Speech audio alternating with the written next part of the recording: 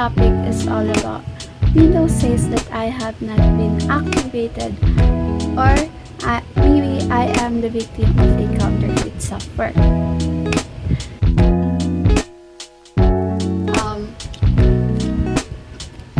May mga problem tayo na pwede ma-encounter sa ating website, which is nagkakos siya ng maraming issues sa desktop or website natin. First one is Windows not activated.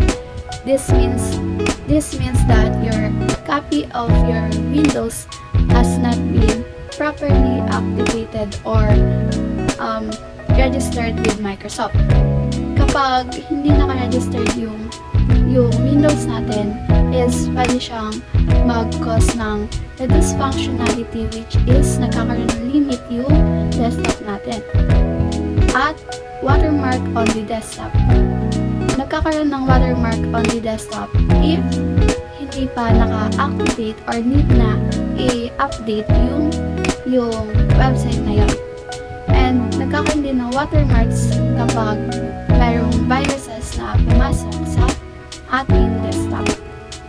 So, makikita nyo dyan kung makikita nyo dito kung naka-activate ba yung Windows nyo or hindi. Ito yung nakalagay if yung Windows nyo is hindi naka-activate.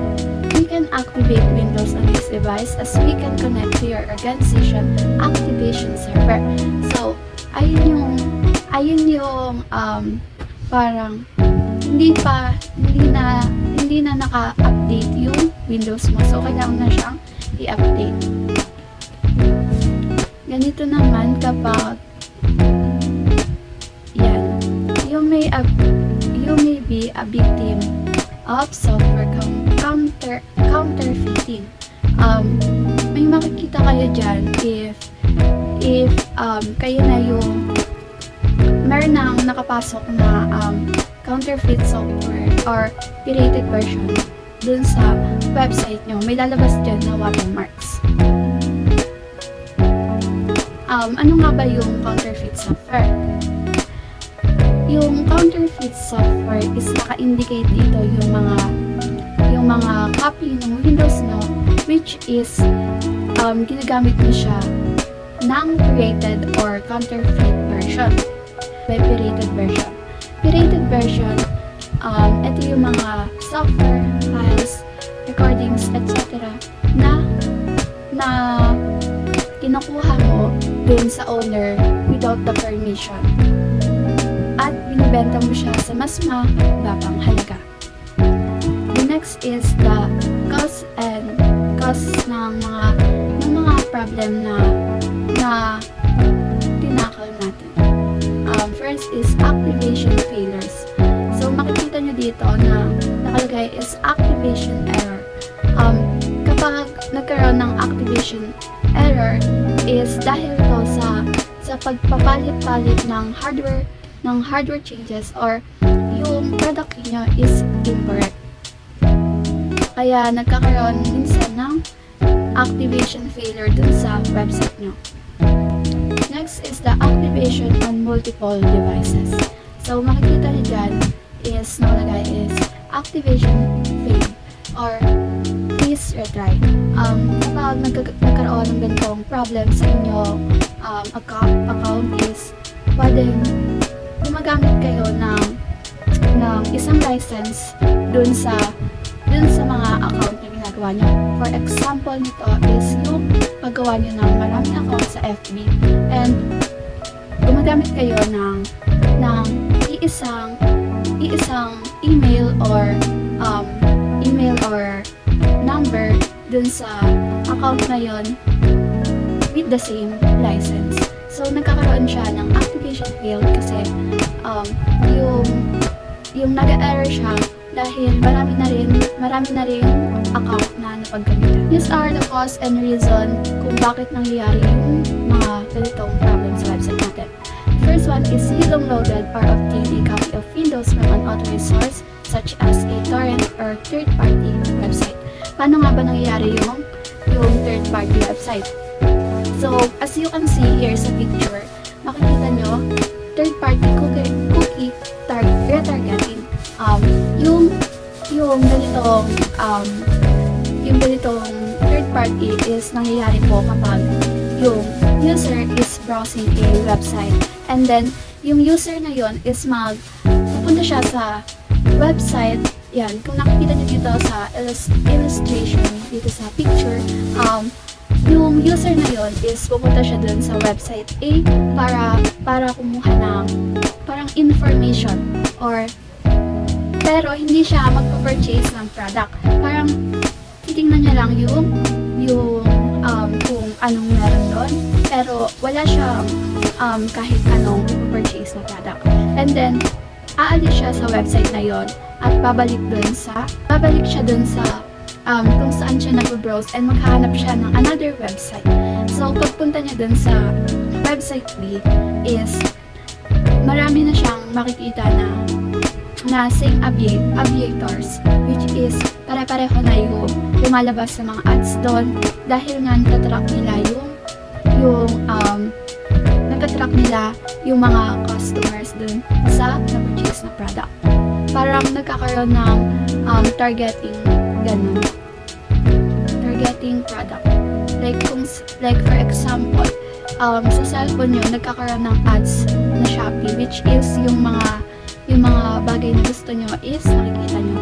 And lumalabas siya bigla dahil nagkakaroon ng parang tina-target nila yung mga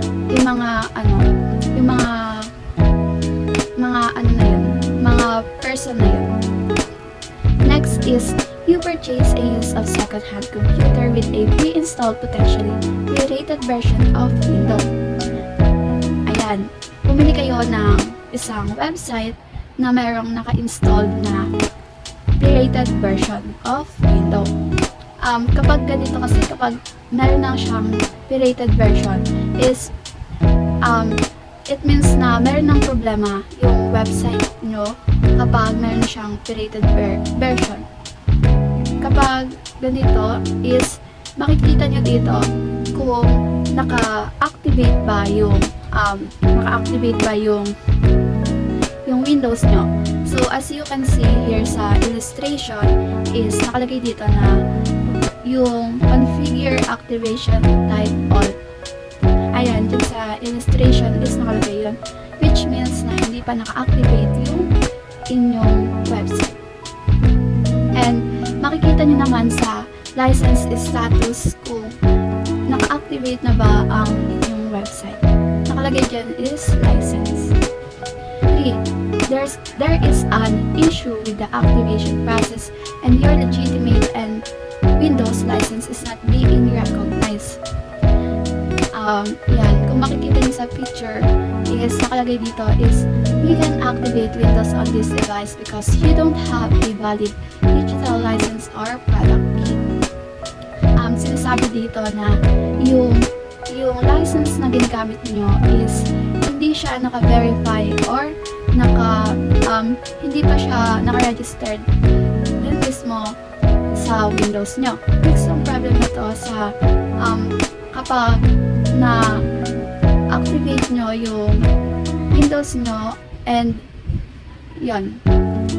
And pumunta lang kayo sa troubleshooting has complete. Yan, sila yung nag-aayos ng mga ganitong problem sa ating website. What is the solution to this problem? Let's find out. Ayan, verifying your window license.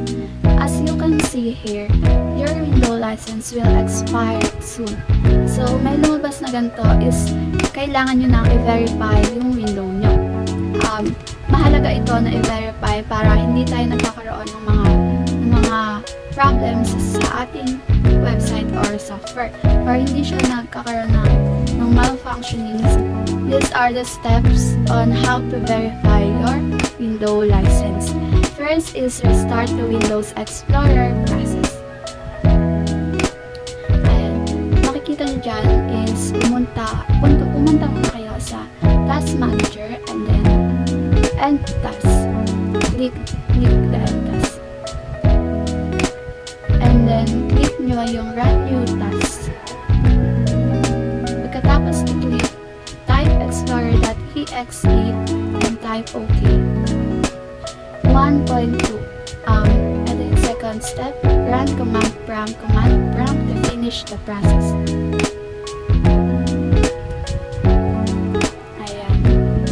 So these are the steps on how to verify your window license again.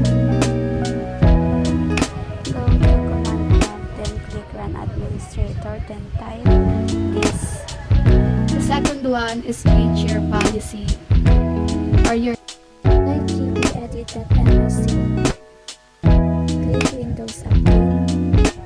Next is no auto start with log on. So, kailangan natin siyang i-enable. Then click apply and The OK. third one is to disable a problematic service. Type service.msc, then click Windows License Manager service. After that, we need to disable the startup type, then click apply, then OK. Next is to click the Windows Update. Next is yung service status natin is dapat naka-stop, then apply, then OK. So this is the ito rin yung isang paraan ko paano maiwasan yung ganitong problem. Activate Windows. So paano nga ba mag-activate ng Windows? Yan. First is go to setting. Second is click update and security. And then 5 activation, then click. And as you can see, makikita nyo rin dito kung paano mag-change yung product key. So these are the steps on how to activate your Windows. Let's proceed to the Preventive maintenance you may apply. ito yung mga maintenance or mga dapat natin gawin para maiwasan yung ganitong problem sa ating website or sa ating Windows kung bakit siya nagkakaroon ng ganitong mga issues. First is purchase window from an authorized retailer or directly from Microsoft. Sabi dito na avoid buying discounted or too good to be true products. What do you mean by too good to be true? Ito yung mga products na maganda lang sa picture, like pero like kapag bumili ka sa online, like maganda lang siya sa picture pero yung expectation na dumating sa'yo is hindi niya katulad or malayo yung itsura niya. Second one is the register your Windows products key. So, mahalaga na i-register natin yung Windows natin dahil mas mapapadali or mas makakatulong ito sa pag-verify ng ating mga software. Third is the keep Windows up to date, which means na dapat natin regularly natin chine-check regularly natin ina-update yung latest version ng ating mga Windows para hindi siya magkaroon ng mga issues sa activation failures or magkaroon ng mga pirated counterfeit version. Fourth is use a Microsoft account. Kapag meron kang sariling Microsoft account is mas napapadali yung pag-verify mo ng Windows or software dahil meron kang original na license account. 5. Avoid using third-party activation tools or cracks. Ito yung mga third-party na pinakita natin kanina sa screen na nagkakaroon ng problema sa website natin dahil gumagamit tayo ng third-party or cracks, nagkakaroon ng flag or counterfeit software. 6. Be cautious of free or deeply discounted Windows license. Sinabi natin sa unang preventive maintenance, which is kapag yung price seems too good to be true, it is likely pirated version or a counterfeit software. Kaya kailangan natin tingnan muna ng maayos para siguraduhin na yung mabibili nating product is not a counterfeit or pirated version. Number 7 is contact a Microsoft support. If lahat ng step is na-try mo na or na-apply mo na, nagawa mo na, pero hindi pa rin nag-work doon sa hindi pa rin nag-work dun sa problem ng Windows mo is you need to contact the Microsoft kasi sila na yung mag-fix ng problem or bibigyan kanila ng it will provide you a guidance dun sa problem kung paano to ma-resolve. Thank you for watching.